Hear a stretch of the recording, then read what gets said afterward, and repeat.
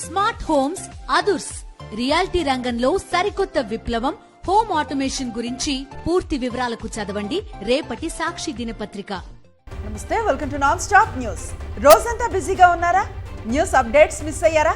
Don't worry, breaks లేకుండా bore కొట్టకుండా non stop news ప్రతిరోజు రాత్రి 9 గంటలకు. నేను హిమబిందు. నేను అనుశ్రీ. తిరుమల లడ్డు వివాదంపై సిట్ ఏర్పాటైంది. సీఎం చంద్రబాబు తన అనుకూల వ్యక్తితో సిట్ ఏర్పాటు చేశారు. సిట్ చీఫ్ గా గుంటూరు రేంజ్ ఐజీ సర్వశ్రేష్ఠ త్రిపాఠిని నియమించారు. ఎన్నికల వేళ సర్వశ్రేష్ఠ త్రిపాఠిపై తీవ్ర ఆరోపణలు వెల్లువెత్తాయి. పల్నాడులో అల్లర్ల సమయంలో గుంటూరు ఐజీగా త్రిపాఠి ఉన్నారు. ఆయన ఆధ్వర్యంలో పల్నాడులో ఎన్నికల నిర్వహణ జరిగింది. అయితే ఎన్నికల సమయంలో దేశంలో ఎక్కడా లేని అల్లర్లు త్రిపాఠి హయాంలోనే జరిగాయని ఈసీ కూడా ఆగ్రహాన్ని వ్యక్తం చేసింది.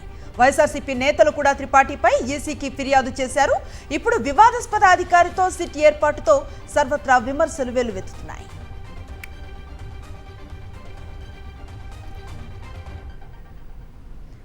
తిరుమల లడ్డూ వివాదంపై న్యాయ విచారణ జరగాలని డిమాండ్ చేశారు విహెచ్పి జాతీయ సంయుక్త ప్రధాన కార్యదర్శి సురేంద్ర జైన్. చంద్రబాబు నియమించిన సిట్తో నిజాలు బయటకు రావన్నారు. నిజాలు బయటకు రావాలంటే న్యాయ విచారణ జరిపించాలన్నారు. తిరుమల శ్రీవారి భక్తులు ఆందోళన చెందొద్దన్నారు.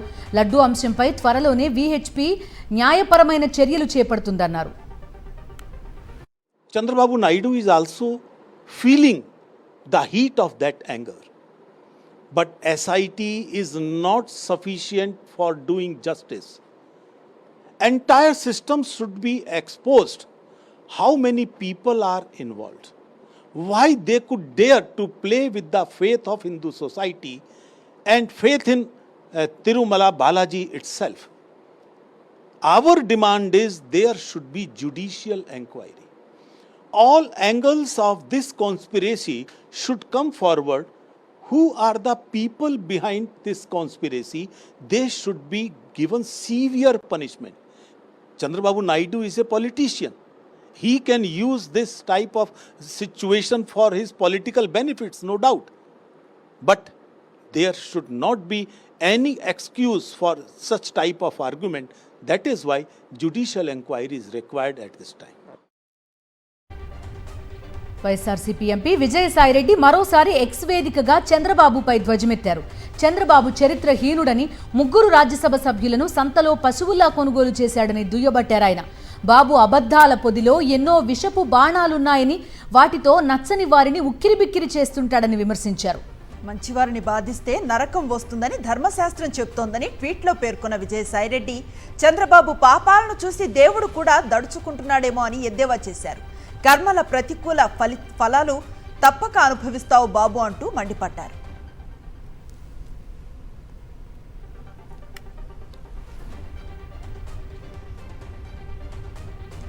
కోట్లాది మంది వెంకన్న భక్తుల మనోభావాలను దెబ్బతీసేలా అతిపెద్ద ఆరోపణ చేసిన చంద్రబాబు చివరకు డీఐజీ స్థాయి అధికారితో విచారణ చేయటం ఏంటి అని నిలదీశారు అంబటి రాంబాబు. సుప్రీంకోర్టు జడ్జి పర్యవేక్షణలో విచారణ జరిపితే మీకెందుకు భయం అని ఆయన ప్రశ్నించారు. పవన్ కళ్యాణ్ దీక్షల పేరుతో డ్రామాలు చేస్తున్నారని, హిందుత్వాన్ని వైఎస్ఆర్సీపీకి వ్యతిరేకంగా రెచ్చగొట్టే కుట్ర జరుగుతోందని ఆరోపించారు అంబటి. ఎప్పుడైతే ఇంత పెద్ద ఆరోపణ చేసి కేవలం తన ప్రభుత్వంలో పనిచేస్తున్నటువంటి ఒక పోలీసు ఆఫీసర్ని వేసి విచారణ జరిపిస్తాను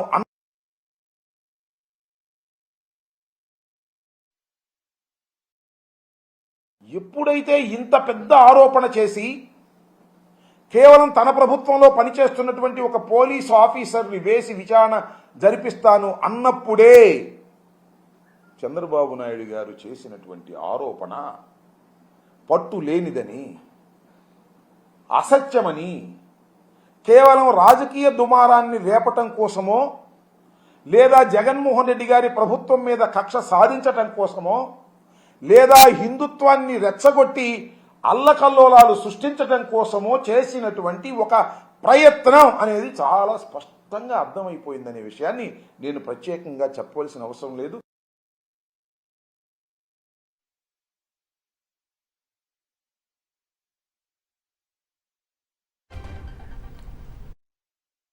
మొదటి నుంచి డైవర్షన్ పాలిటిక్స్ అలవాటే అన్నారు తమ్మినేని సీతారాం. డైవర్షన్ పాలిటిక్స్ చేయకపోతే చంద్రబాబుకు నిద్ర పట్టదన్నారు. శాంపిల్స్ టెస్ట్ చేశాకే టీటీడీ అధికారులు కొండపైకి ట్యాంకర్లను అనుమతిస్తారని, శాంపిల్స్లో కల్తీ ఉన్నట్టు తేలితే ట్యాంకర్ను వెనక్కి పంపేస్తారని చెప్పుకొచ్చారు. తిరుమల ప్రతిష్టను దిగజార్చడానికే చంద్రబాబు దుర్మార్గపు వ్యాఖ్యలు చేశారని మండిపడ్డారు. జూలై 23న కల్తీ జరిగిందని రిపోర్ట్ వస్తే 2 నెలలు ఎందుకు మౌనంగా ఉన్నారని ప్రశ్నించారు. డైవర్సిఫికేషన్ చేయకపోతే ఆయనకి నిద్ర పట్టుతుంది. జనం పీక్కు తినాలి. నేను నా శాశ్వత జీవితం నా ప్రజల కోసమే ధారపోస్తానన్నా. ధారపోసేదా? ఈయనతో పాటు పవన్ కళ్యాణ్ లడ్డూ తయారీకి మెటీరియల్ ఎవరు సరఫరా చేసినా వారు పంపించిన నిజి ట్యాంకర్తో పాటు NSAVL అంటే national accreditation board of testing and calibration laboratories. Pawan Kalyan చేపట్టింది పక్కా పొలిటికల్ దీక్ష అని మండిపడ్డారు వైఎస్ఆర్సీపీ నేత పోతిన మహేష్. సనాతన ధర్మం, హిందూ ధర్మంపై పవన్ కళ్యాణ్కు గౌరవం, నమ్మకం ఉన్నాయా అని ప్రశ్నించారు. అసలు ఏ కారణంతో పవన్ కళ్యాణ్ ప్రాయశ్చిత్త దీక్ష చేస్తున్నారో చెప్పగలరా అని ప్రశ్నించారు. ప్రాయశ్చిత్త దీక్ష తీసుకున్నానని చెప్తున్నారు. అసలు ప్రాయశ్చిత్త దీక్ష దేనికోసం తీసుకుంటారు? ప్రాయశ్చిత్త దీక్ష ఎవరు చేస్తారు? ప్రాయశ్చిత్త దీక్షకి అర్థమేంటో మీకు తెలుసా? కనీసం తప్పు చేసిన వాళ్ళు తప్పు మన్నించమని, ఆ తప్పుని క్షమించమని ప్రాయశ్చిత్త దీక్ష చేస్తారు. చంద్రబాబు నాయుడు గారు తప్పు చేశారు కాబట్టి మీరు ప్రాయశ్చిత్త దీక్ష చేస్తున్నారా? పవన్ కళ్యాణ్ కు ప్రకాష్ రాజ్ కౌంటర్ ఇచ్చారు. పవన్ గారు, నేను చేసిన పోస్ట్ ఏంటి, నా పోస్ట్ పై మీరు మాట్లాడుతున్నదేంటి అని ప్రశ్నించారు ప్రకాష్ రాజ్. మరోసారి తన పోస్ట్ ను చదివి అర్థం చేసుకోవాలని హితో పలికారు. తాను విదేశాల నుంచి వచ్చాక అన్నింటికీ సమాధానం చెప్తానన్నారు ప్రకాష్ రాజ్. శ్రీ పవన్ కళ్యాణ్ గారు, నేను ఇప్పుడే మీ ప్రెస్ మీట్ని చూశాను. నేను చెప్పింది ఏంటి, మీరు దాన్ని అపార్థం చేసుకుని తిప్పుతున్నదేంటి? నేను ఇప్పుడు విదేశాల్లో షూటింగ్లో ఉన్నాను. 30వ తారీఖు తర్వాత వచ్చి మీ ప్రతి మాటకి సమాధానం చెప్తాను. ఈ మధ్య మీకు వీలైతే నా ట్వీట్ని మళ్ళీ చదవండి, అర్థం చేసుకోండి ప్లీజ్. ఏపీ మహిళా కమిషన్ చైర్పర్సన్ గజ్జల లక్ష్మి తొలగించింది కూటమి ప్రభుత్వం. అత్యవసరంగా మెమో జారీ చేసింది ప్రభుత్వం. పదవీకాలం గత నెలలో ముగిసిందంటూ మెమోను జారీ చేశారు. 2026 మార్చి 15 వరకు పదవీకాలం ఉన్న ప్రభుత్వం ఆమెను తొలగించింది. అర్ధాంతరంగా తొలగించడంపై న్యాయ పోరాటం చేస్తానన్నారు గజ్జల లక్ష్మి.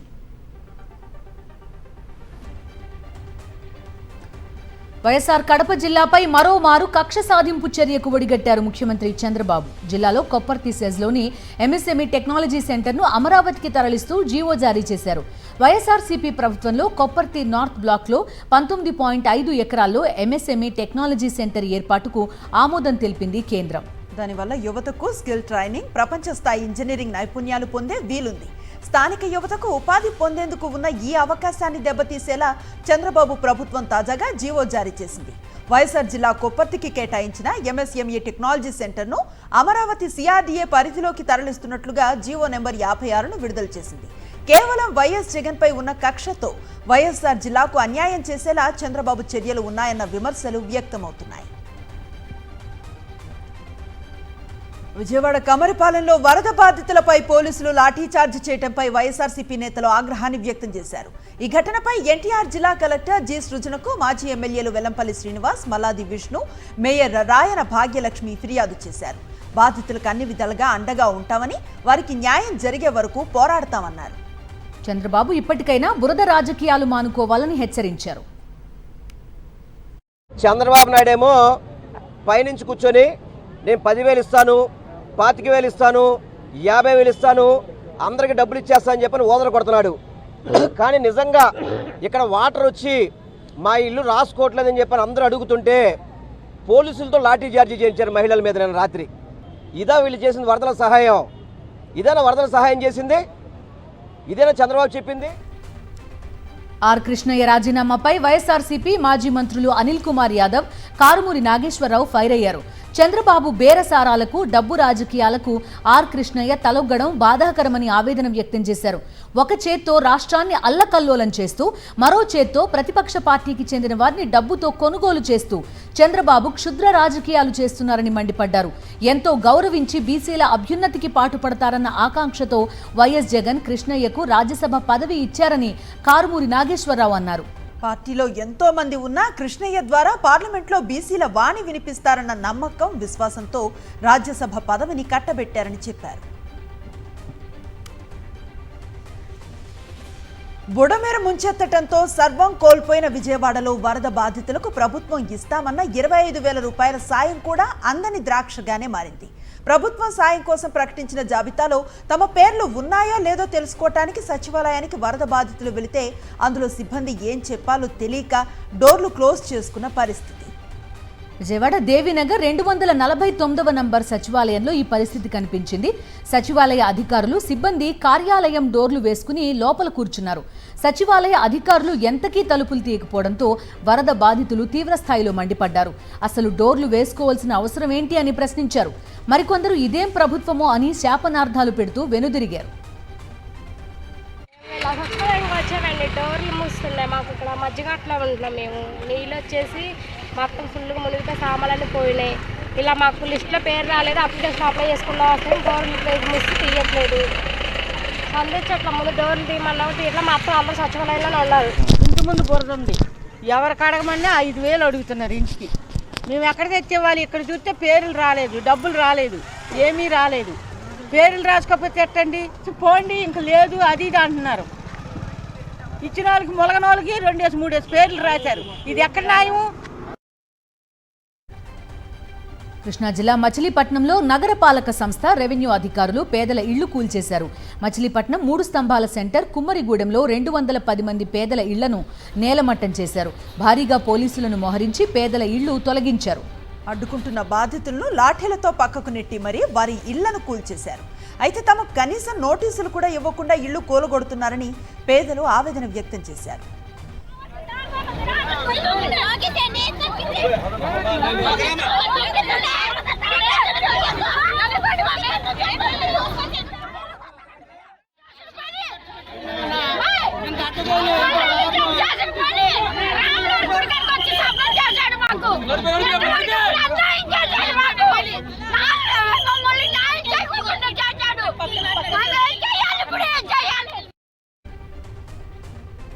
విశాఖలో కూటమి నేతలను శిక్షించాలంటూ వినూత్న రీతిలో వెలిసిన ఫ్లెక్సీలు కలకలం రేపుతున్నాయి.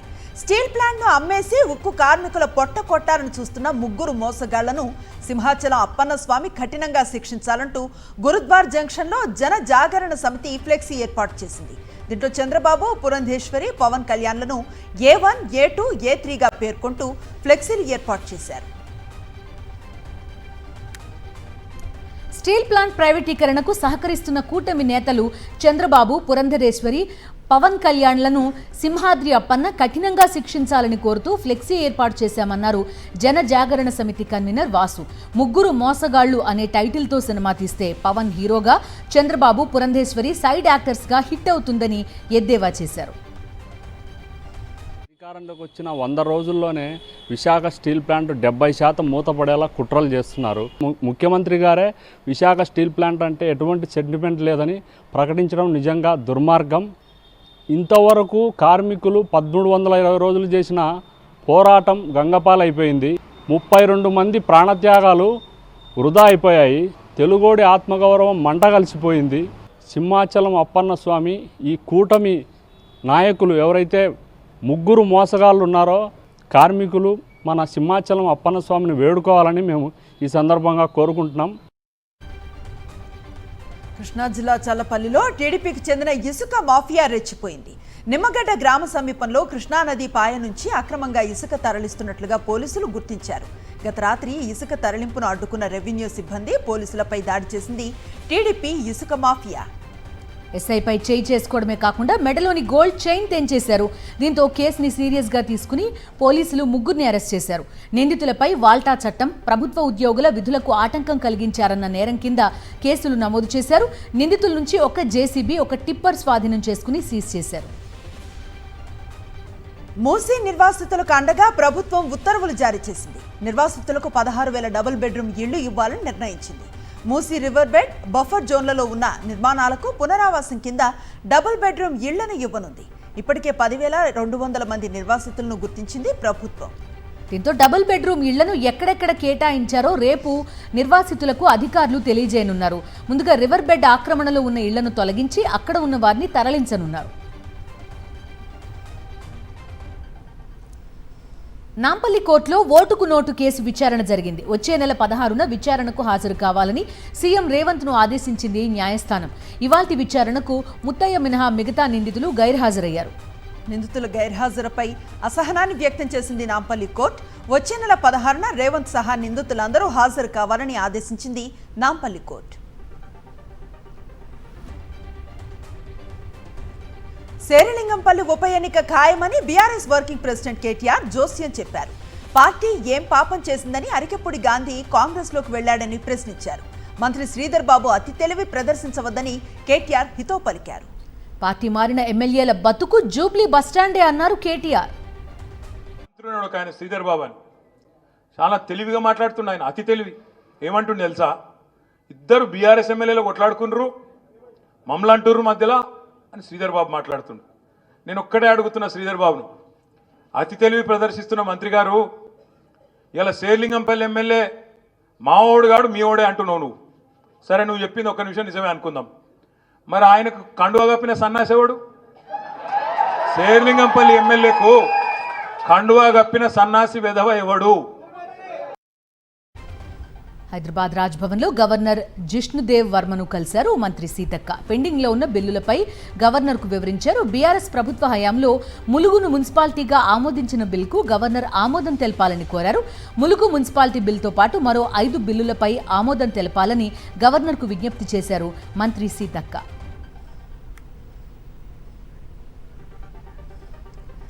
కాళేశ్వరం ప్రాజెక్టుకు సంబంధించి జస్టిస్ పీసీ ఘోష్ కమిషన్ ముందు ఇంజనీర్లు, మాజీ ఇంజనీర్లు విచారణకు హాజరయ్యారు.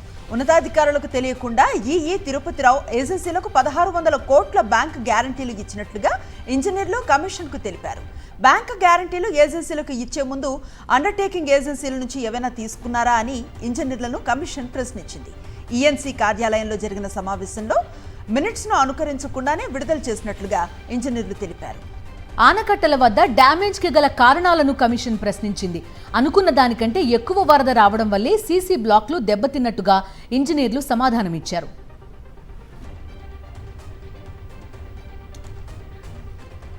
యూట్యూబర్ హర్షసాయిపై కేసు నమోదైంది. హర్షసాయి తనను మోసం చేశాడంటూ ఓ యువతి నార్సింగి పోలీస్ స్టేషన్లో ఫిర్యాదు చేసింది. పెళ్లి చేసుకుంటానని నమ్మించి మోసం చేసినట్టుగా కంప్లైంట్ ఇచ్చింది. తన దగ్గర నుంచి 2 కోట్ల రూపాయలు తీసుకున్నట్టుగా కంప్లైంట్ లెటర్లో పేర్కొంది. ఇక హర్షసాయి తండ్రి రాధాకృష్ణపై కూడా ఫిర్యాదు చేసిందామే. దీంతో యువతి స్టేట్మెంట్ను పోలీసులు రికార్డ్ చేశారు. కర్ణాటక ముఖ్యమంత్రి సిద్ధరామయ్యకు హైకోర్టు షాక్ ఇచ్చింది. ముడా స్కామ్ కేసులో గవర్నర్ ఆదేశాలను సవాల్ చేస్తూ ఆయన దాఖలు చేసిన పిటిషన్ను ఉన్నత న్యాయస్థానం కొట్టేసింది. ముడా స్థలం కేటాయింపు వ్యవహారంపై గవర్నర్ విచారణకు ఆదేశించడాన్ని సమర్థించారు జస్టిస్ నాగప్రసన్న. స్వతంత్రంగా నిర్ణయం తీసుకునే అధికారం గవర్నర్కు ఉందని స్పష్టం చేశారు. గవర్నర్ నిర్ణయాన్ని సవాల్ చేస్తూ ముఖ్యమంత్రి సిద్ధరామయ్య దాఖలు చేసిన పిటిషన్ను డిస్మిస్ చేశారు. ముడా స్కామ్ కేసులో హైకోర్టు తీర్పు నేపథ్యంలో కర్ణాటక రాజకీయం వేడెక్కింది. హైకోర్టు తీర్పుపై స్పందించారు సీఎం సిద్ధరామయ్య. విచారణకు వెనకాడబోనని, చట్ట ప్రకారం ఎలా ముందుకెళ్లాలో న్యాయ నిపుణులతో సంప్రదిస్తున్నట్లుగా స్పష్టం చేశారు. బీజేపీ, జేడీఎస్ కుట్రలకు తల వంచేది లేదన్నారు సిద్ధరామయ్య.